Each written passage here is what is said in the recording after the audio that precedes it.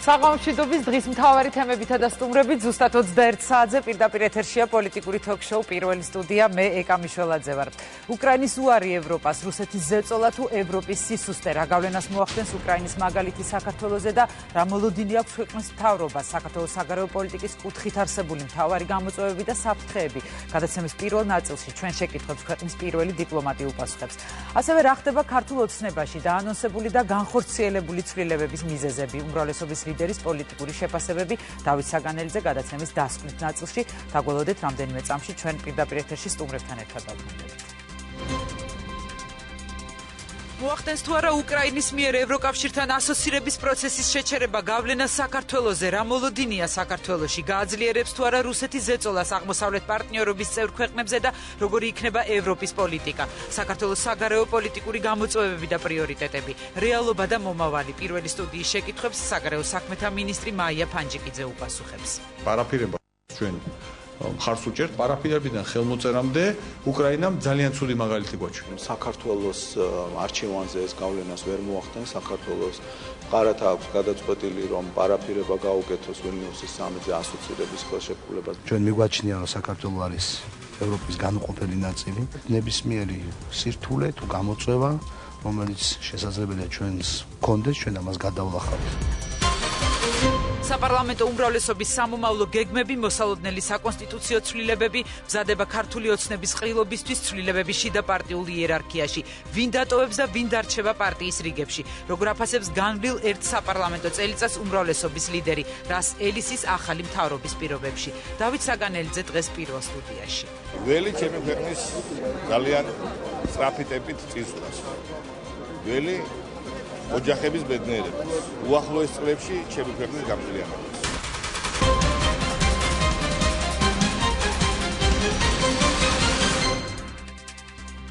პირველი სტუდია პირდაპირ ეთერშია და ჩვენი პირველი სტუმარი საქართველოს საგარეო საქმეთა მინისტრი მაია ფანჯიკიძეა. ქალბატონო მაია, მოგესალმებით, დიდი მადლობა რომ გამონახეთ დრო და მობრძანდით ჩვენთან სტუდიაში. ესეთ მნიშვნელოვან დროს საქართველოს პოლიტიკური ცხოვრებისთვის. მართლაც ესეა. დიდი მადლობა მოწვევისთვის. მაგრამ პირველ რიგში ვიდრე ქვეყნის გამოწვევებზე უშუალოდ ის რაც ჩვენს ქვეყანას და მის საგარეო პოლიტიკას შეეხება, პრინციპში ის რაც დღეს ხდება, ისიც უშუალო კავშირში ამ ყველაფერთან. შესაბამისად მე მინდა რომ პირველ რიგში თქვენი შეფასება მოვისმინო უკრაინის გადაწყვეტილებაზე, რომ შეაჩეროს ევროკავშირთან ასოცირების ხელშეკრულების ხელმოწერა და რა თქმა უნდა, რა გავლენას მოახდენს აი ეს გადაწყვეტილება საქართველოზე.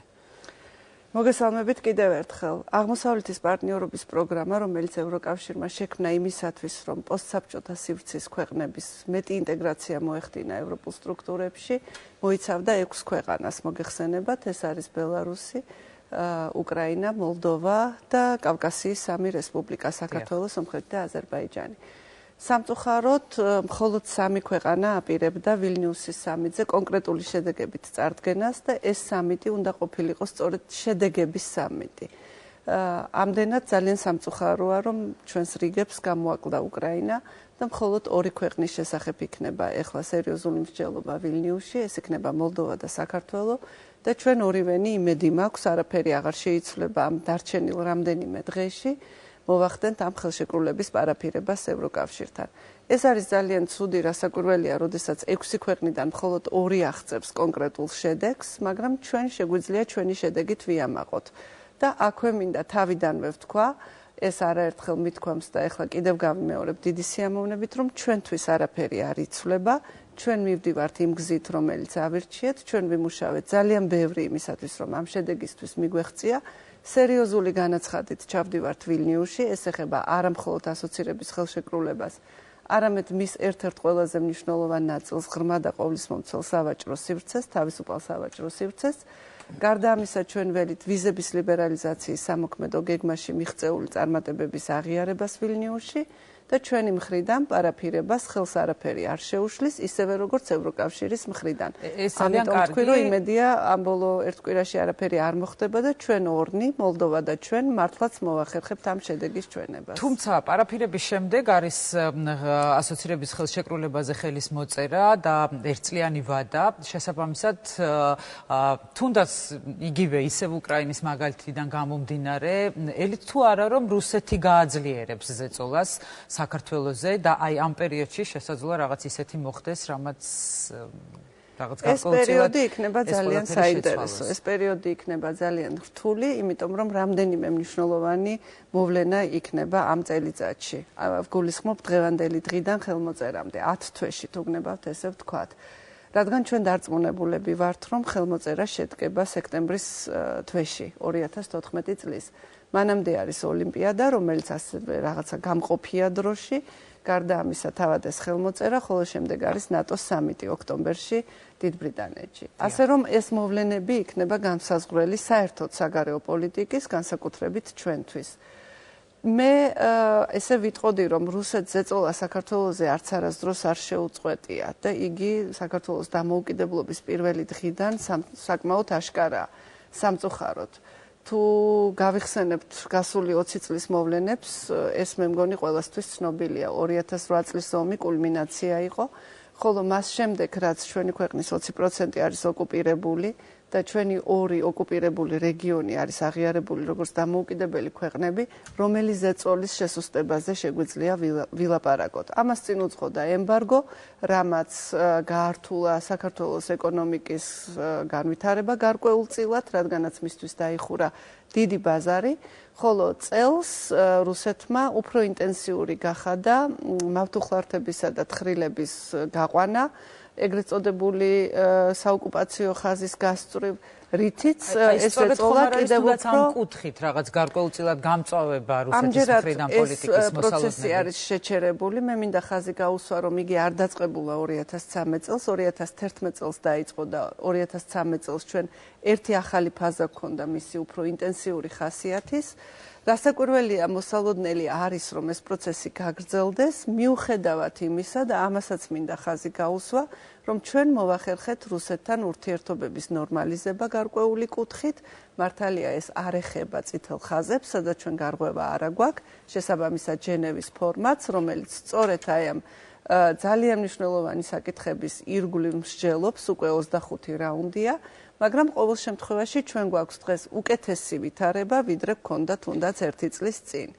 მაგრამ ქალბატონო მაია, დაუშვათ სცენარის ყველაზე ცუდი კუთხით განვითარების შემთხვევაში და სხვათა შორის თქვენი წინამორბედი, ყოფილი საგარეო საქმეთა მინისტრი საუბრობდა იმის შესახებ, მან გააკეთა ასეთი განმარტება, რომ მაშინ, როდესაც რუსეთმა უკრაინის მიმართულებითო გარკვეულ წარმატებას მიაღწია და თავისი საგარეო ამოცანა შეასრულაო, ყველაზე დიდი საფრთხე საქართველოს ელის პოლიტიკური ინტრიგებისა და აი სწორედ რაღაც გარკვეული პროვოკაციების კუთხითო, ამიტომ მე გავამახვილე ყურადღება ამ ოკუპაციის ხაზს მიღმა და აი ამ მავთუხლართების გამის ამ საკითხზე კონკრეტულად.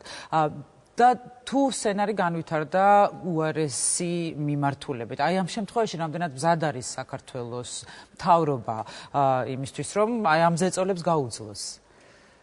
მე დარწმუნებული ვარ, რომ ჩვენ ყველა ზეწოლას გაუძლებთ. ეკონომიკური სანქციები ჩვენ ვერ შეგვაშინებს, რადგანაც 1 წლის წინ ჩვენს პროდუქციას არ ქონდა რუსეთის ბაზარზე შესვლის საშუალება და ვითარდებოდა. ასე რომ თუ კი უკან დავიხებთ ისევ ამ მიმართულებით, ეს ძალიან სერიოზული დარტყმა ჩვენი ეკონომიკისთვის არ იქნება, თუმცა რასაკვირველია ეკონომიკისთვის დადებითი მომენტია, რომ ამჯერად რუსეთის ბაზარი არის გახსნილი. რაც შეეხება სხვა სახის პროვოკაციებს, მე მგონი ამ 1 წლის განმავლობაში ჩვენ არაერთი ასეთი პროვოკაციული ქმედების წინაშე ვიდექით, პასუხისგაცემის წინაშე ვიდექით და მე ვფიქრობ ამ 1 წლის განმავლობაში ჩვენ მოვახერხეთ ყველანაირი ესკალაციის თავიდან აცილება. რა ტიპის მხარდაჭერას ელით ამ შემთხვევაში დასავლეთის მხრიდან? ჩვენ ვიყავით ძალიან თანმიმდევრულები, ჩვენ გამოვაცხადეთ, რომ რუსეთთან გვინდა ურთიერთობის ნორმალიზება, ჩვენ სრულიად შევცვალეთ აგრესიული ტონი და ჩავანაცვლეთ იგი დიალოგით, ჩვენ მივახციეთ კონკრეტულ შედეგებს. ამ შედეგების მიღწევაში სხვათა შორის ორივე მხარე მონაწილეობდა და მე არ მინდა ესე გამოჩნდეს, თითქოს მხოლოდ ჩვენ ვდგამდით კონსტრუქციულ ნაბიჯებს და იქიდან შემხოდრი ნაბიჯები არ ყოფილა. სწორედ იმ თემებში, რომელზედაც იყო ლაპარაკი აბაშცის და კარასინის ფორმატში, ეხლა შეჯამდა სხვათა შორის ის გავლილი 1 წელი, კი ბატონო, ყველაფერ დანარჩენს, რაც შეეხება, ჩვენ გამოვიჩინეთ მოთმინება, ჩვენ გამოვიჩინეთ თავშეკავება და ჩვენ არ წამოვეგეთ არანაირ პროვოკაციას და ამან არ გვიბიძგა რაიმე რადიკალური ქმედებისაკენ. ეს დარჩება ჩვენი პოლიტიკის მამოძრავებელი ძალა და სტილი. და რაც შეეხება დასავლეთის მხარდაჭერას, კონკრეტულ შემთხვევებში მე დარწმუნებული ვარ, რომ არა მხოლოდ ევროკავშირი, არამედ ამერიკის შეერთებული შტატებიც, რომლის ერთ-ერთმა წარმომადგენელმა სხვათა შორის დღეს ძალიან მხარდამჭერი რეზოლუცია გაავრცელა სწორედ ვილნიუსის სამიტის წინ და ამ თემატიკაზე, აუცილებლად დაგვიჭერენ მხარს და აუცილებლად გაგვიწევენ ქმედით დახმარებას. მე გავიხსენებ თუნდაც გერმანიის ფედერალური კანცლერის ქალბატონი ანგელა მერკელის განცხადებას სულ რამდენიმე დღის წინ, რომელიც საკმაოდ მკაცრი ტონით გამოირჩეოდა და ასე ხშირად გერმანიის კანცლერი თუმცა საუბარი მაგრამ მაინც ამან არაფერს არ შეუშალა ხელი და შედეგი დადგა ისეთი როგორიც არის. არ არის და უკრაინაზე აუცილებლად მინდა ვთქვა, რომ ძალიან თავშეკავებული კომენტარები გაკეთდა თუ დააკვირდით თუნდაც ევროკავშირის მხრიდან და იქ არ არის ლაპარაკი იმაზე, რომ საერთოდ დამთავრდა ევროკავშირისა და უკრაინის ურთიერთობა, სულაც არა, იქ არის ლაპარაკი შეჩერებაზე და ღია კარზე, რომელიც დატოვებულია უკრაინისთვის. ანუ ეს არ არის რეალურად შეჩერება ამ პროცესის? ამ ეტაპზე, როგორც ჩანს, ეს არის შეჩერება. და ამას მრავალი უბრალოდ დასასრული არ არის პროცესის. მაგრამ დასასრული არ არის. ასე ხედავს ამას ევროკავშირი და მე ვფიქრობ, რომ ეს არის აბსოლუტურად სწორი ხედვა. ისევ რახან უკრაინაზე ვსაუბრობთ, ერთ კითხვას დავსვავდი. ახლა როგორ ფიქრობთ, ესე რომ არ დასრულებულიყო, როგორც დასრულდა ახლა უკრაინის შემთხვევაში, ანუ ეს შეჩერება რომ არ მომხდარიყო, როგორც თქვენ აღნიშნეთ, ამისთვის ევროპის მხრიდან იყო მცდელობა და ძალისხმევა სათანადოდ გაწეული? გააჩნია რას ვიგულისხმებთ. იცით რა შეასაქმე, საერთოდ თუ რამ გადაადგმევინა უკრაინას ეს ნაბიჯი, მართალია უკრაინამ თქვა უარი, ძალიან დიდი ანალიზი ჭირდება. თუმცა იყო ევროკავშირისგან გარკვეული ულტიმატუმი, რაც შეეხება მაგალითად ტიმოშენკოს შეთავაზებას. ანუ რაღაცები იყო უკრაინის ხელში, რომელიც მას შეეძლო გაეკეთებინა, როგორც ჩანს, იმისათვის რომ რაღაც შეთანხმება მომხდარიყო. მე არ ვიცი სხვათა შორის რამდენად სანდოა ის ინფორმაცია, თითქოს უკრაინის პრეზიდენტს ეთქვას, რომ რუსეთის ზეწოლის გამო მიიღო ეს გადაწყვეტილება. იმიტომ რომ ეს ინფორმაცია რაღაც ვერ მოვიძიე პირველი წყარო და მხოლოდ გადმოცემით ინფორმაცია მაქვს წაკითხული. ამდენად არ ვიცი, რამდენად აშკარად ლაპარაკობს უკრაინა იმის თაობაზე, რომ რუსეთიდან იყო ზეწოლა. ამაზე საუბარია მედიაში, რასაც მეც გავეცანი, თუმცა სხვათა შორის პუტინი აკეთებს განცხადებას, რომ უფრო ევროკავშირის მხრიდან იყო უკრაინაზე ზეწოლა და არა რუსეთის მხრიდანო. ხო, არ ვიცი, ყოველ შემთხვევაში ეს ძალიან კომპლექსური საკითხია და მას ანალიზი ჭირდება, ღრმა შესწავლა ჭირდება, რეალური მიზეზების გაგება ჭირდება. მე მინდა გამოვთქვა სურვილი, რომ უკრაინა ვფიქრობ, რომ მაინც მიიღებს მონაწილეობას ვილნიუსის სამიტში და იქნებ იქ შეხვედრების დროს ჩვენ უფრო მეტი გავიგოთ იმის თაობაზე, თუ რეალურად რა გახდა მიზეზი, რომ ამდენი შრომა, რაც გაწია უკრაინამ იმისათვის, რომ ამ ეტაპისათვის მიეღწია, უცებ აღმოჩნდა ასეთ მდგომარეობაში.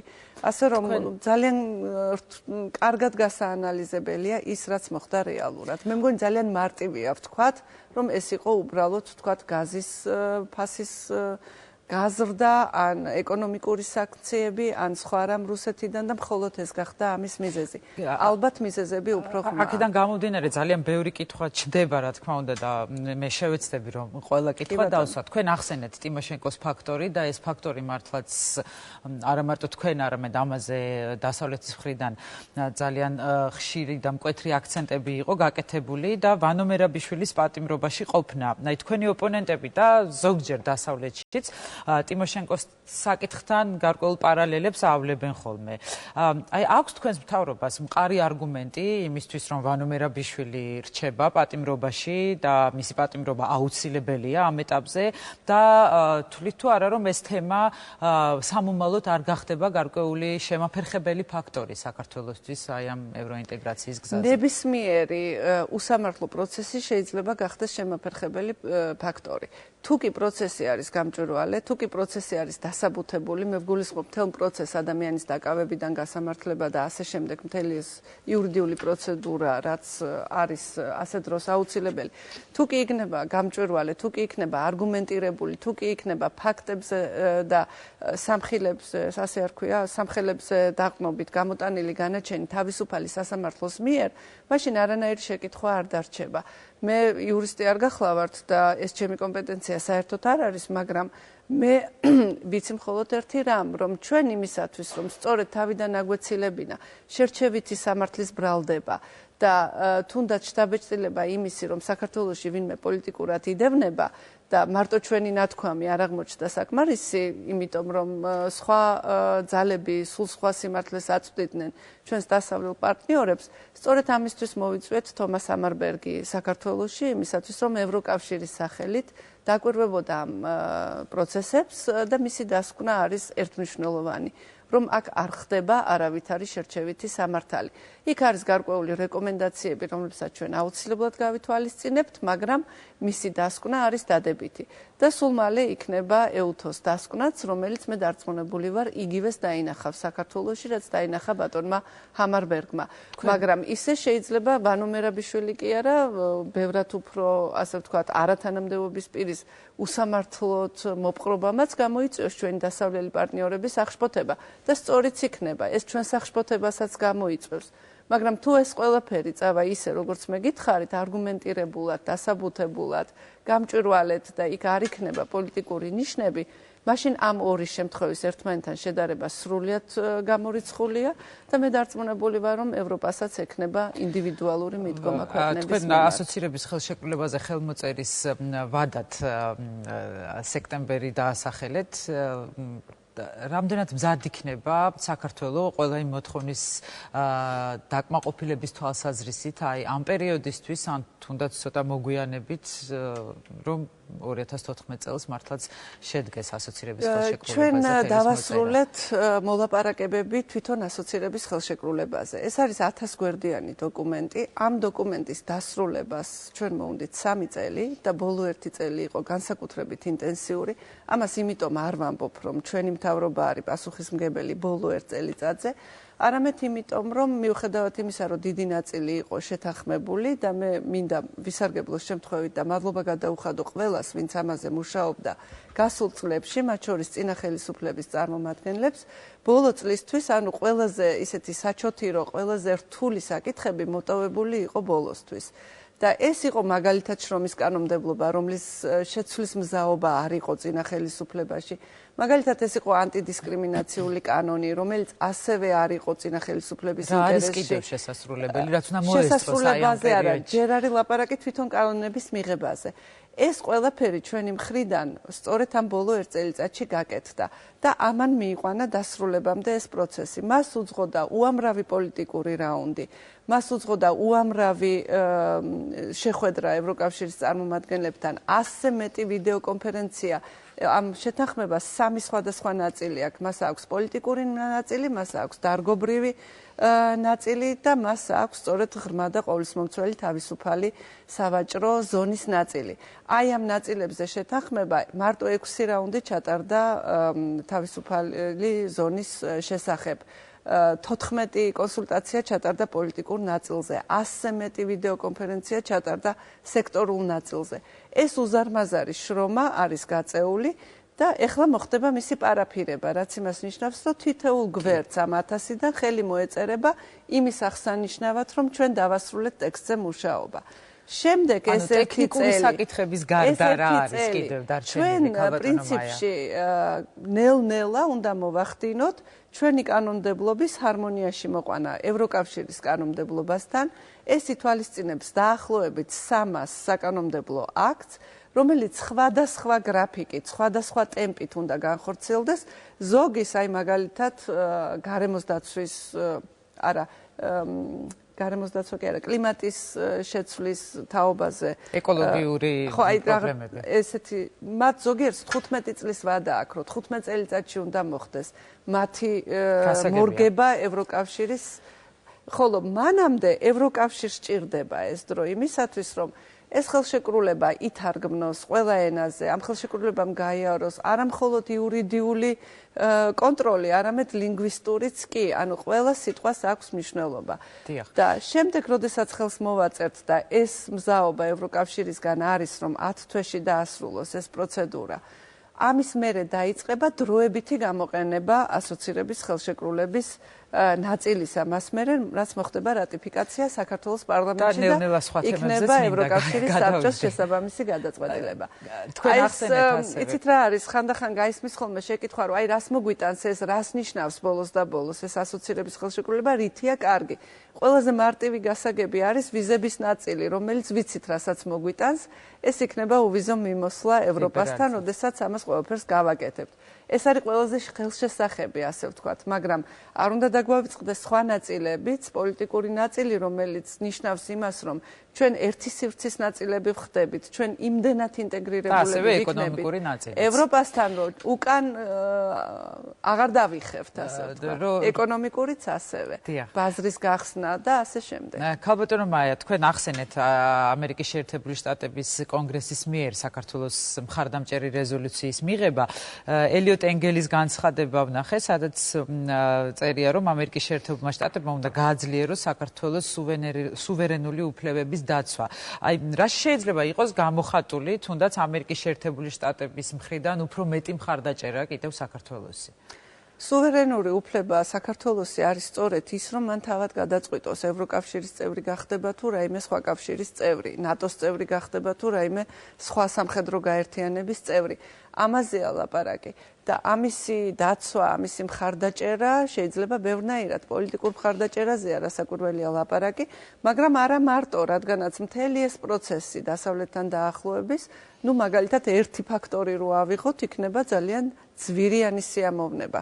სხვათა შორის ასოცირების ხელშეკრულებაში ის ფინანსური მხარდაჭერა, რომელიც ჭირდება ყველაფერი ამის განხორციელებას, დევს, მაგრამ აი ამ ძალისხმევაში, რომ ჩვენ ეს ყველაფერი დროზე და კარგად გავაკეთოთ, ჩვენ გვჭირდება ექსპერტული მხარდაჭერა, ფინანსური მხარდაჭერა, რჩევით მხარდაჭერა, სხვადასხვა სახის და პოლიტიკური რასაკვირველია, სწორი სიგნალები, ზუსტი სიგნალები, დარწმუნება რუსეთისა იმაში, რომ ეს ყველაფერი მათ წინააღმდეგ არ არის მიმართული და ეს მათთვისაც კარგია, თუ კი მათ დემოკრატიული და აღორძინებული ქვეყანა ეყოლებათ მეზობლად და ასე შემდეგ. ანუ მხარდაჭერის სპექტრი ძალიან ფართოა.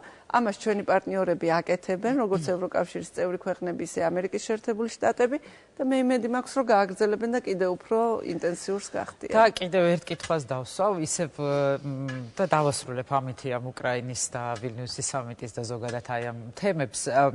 შესაძლოა თუ არა, რომ აი უკრაინის ამ უარმა თუ შეჩერებამ ყოველ შემთხვევაში აი ამ პროცესის გამოიწვიოს აღმოსავლეთ პარტნიორობის ქვეყნების პოლიტიკაში რაიმე ცვლილება, თუნდაც ევროპის მხრიდან შესაძლოა თუ არა, რომ რაღაცა პროცესების დაჩქარება მოხდეს. ამაზეც გამოითქვა სხვათა შორის არა მარტო ექსპერტების მხრიდან გარკვეული ვარაუდები. როგორ ფიქრობთ, არის ეს მოსავალე? ასეთ შეგვიძლია შევხედოთ და ისეც ამას. ჩვენ რასაკვირველია ძალიან ბევრი კონსულტაცია გვექნება, ჩვენ არ შევხვედრივართ არავისჯერ ევროკავშირიდან, მას მერე რაც ცნობილი გახდა, რომ უკრაინა ხელს არ მოაწერს. რასაკვირველია, ჩვენ აუცილებლად უნდა ვეცადოთ იმას, რა ვალდებულებაც ჩვენ აღებული გვაქვს ჩვენი ხალხის წინაშე. და ჩვენ რაც არ უნდა მოხდეს, ეს კურსი უნდა გავაგრძელოთ, ეს რეფორმები უნდა გავაგრძელოთ. იმიტომ რომ ჩვენ ეს ძალიან გვინდა. და მე ვფიქრობ, რომ რა კი ევროკავშირს აქვს ინდივიდუალური მიდგომა ყველა ქვეყნის მიმართ და ასე ვთქვათ, ანგარიშს უწევს და პატივს სცემს მათ სურვილს, თუ რა დოზით უნდათ ინტეგრაცია ევროპულ სტრუქტურებში, შესაბამისი იქნება მათ მიერ ჩვენი მცდელობის შეფასება. ევროკავშირს აქვს ესეთი პრინციპი, სწორედ ამ ასოცირების ხელშეკრულების ფარგლებში, მეტი მეტისთვის. რაც მეტს გააკეთებ, მით უფრო მეტს მიიღებ. ამიტომ ჩვენთვის არაფერი არ იცვლება, კიდევ ერთხელ ვამბობ, ჩვენი გზა არჩეული გვაქვს და თუ დედამიწა არ დაიქცა, რისი იმედიც მაქვს, რომ არ მოხდება, მაშინ ჩვენ ამ გზას გავაგრძელებთ და რაც უფრო მეტს ვაჩვენებთ, მით უფრო მეტს მივიღებთ ევროკავშირისგან. და ევრაზიული კავშირის თემასაც მინდა აუცილებლად შევეხოთ. საკმაოდ დიდი აჟიოტაჟი გამოიწვია თავის დროზე ბიძინა ივანიშვილის მხრიდან აი ამ თემაზე გაკეთებულმა განცხადებამ.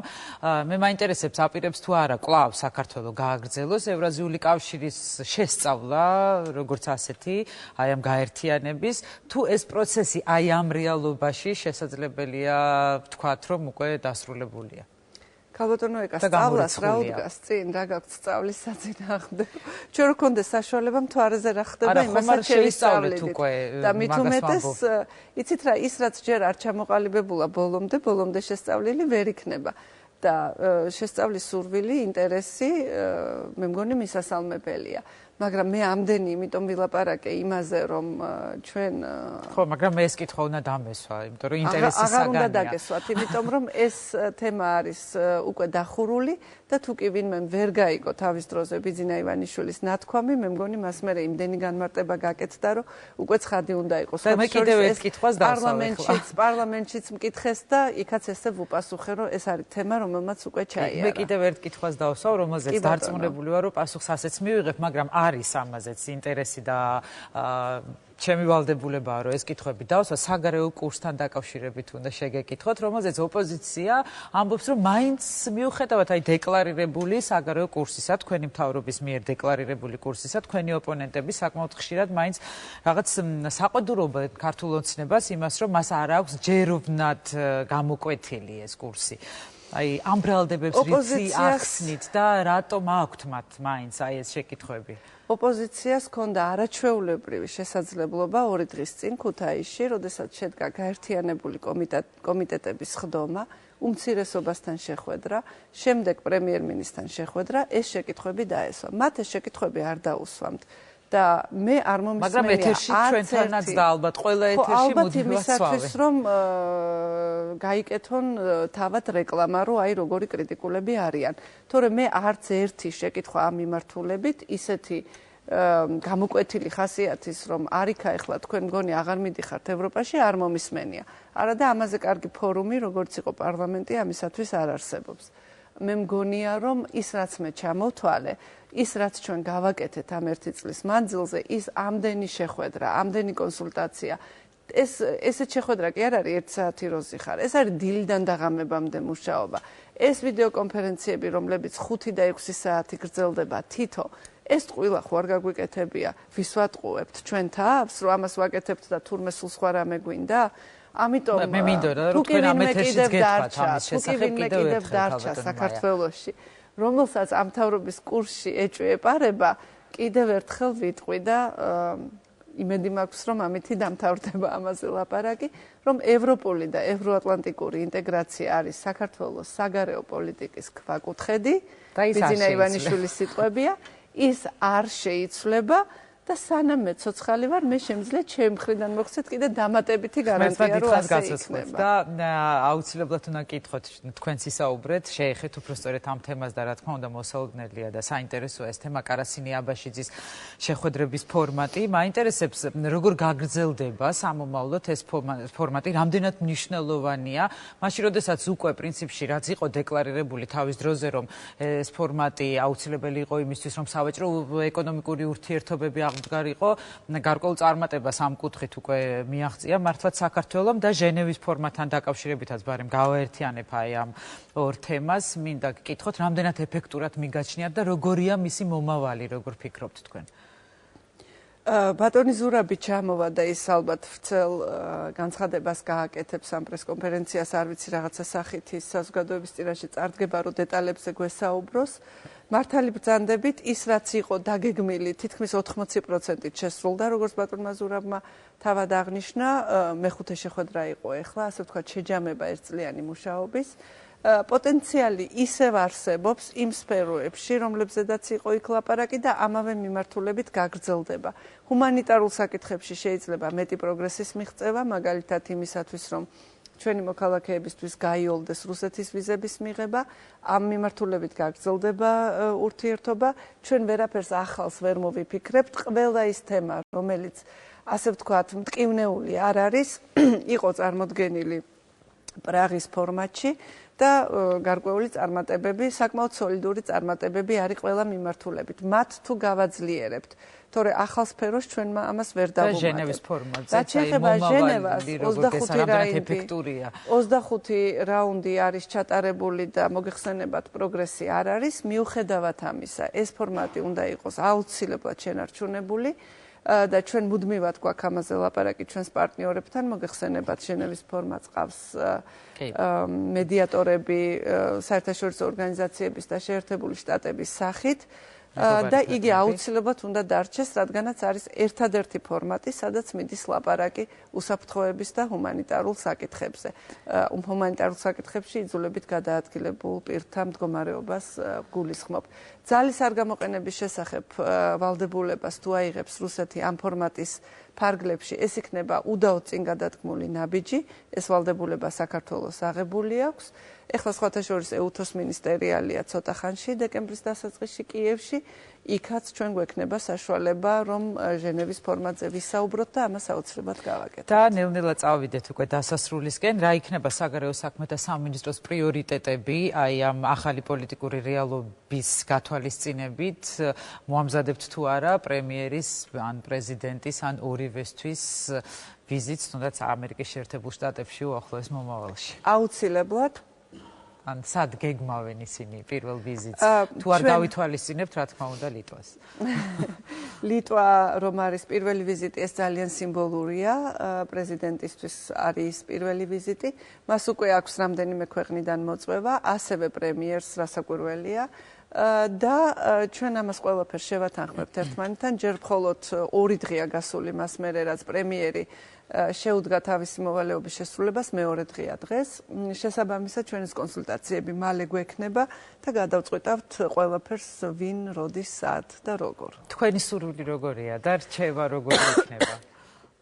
რაც არის საქართველოს საგარეო პოლიტიკური პრიორიტეტები, ვიზიტებიც უნდა დაიგეგმოს იმის შესაბამისად. ევროპული და ევროატლანტიკური ინტეგრაცია, სტრატეგიული პარტნიორობა ამერიკის შეერთებულ შტატებთან, კარგი მეზობლური ურთიერთობები ჩვენს მეზობლებთან, სომხეთი, აზერბაიჯანი, თურქეთი, რასაკვირველია სხვა პარტნიორებთან და ყველაფერი ეს არის თემა, რომელიც დიპლომატიური ურთიერთობები რომ აღდგება, მას მერე რაც მოხდება ქვეყნის დეოკუპაცია და აღიარების უკან წაღება, ჩვენ სიამოვნებით განვახორციელებთ ვიზიტს. და ბოლო კითხვა მაქვს, ქალბატონო მაია, ელჩების დანიშვნის საკითხი კოაბიტაციის რეჟიმში, თქვენ ამას ერთ-ერთ პრობლემატურ თემად ასახელებდით.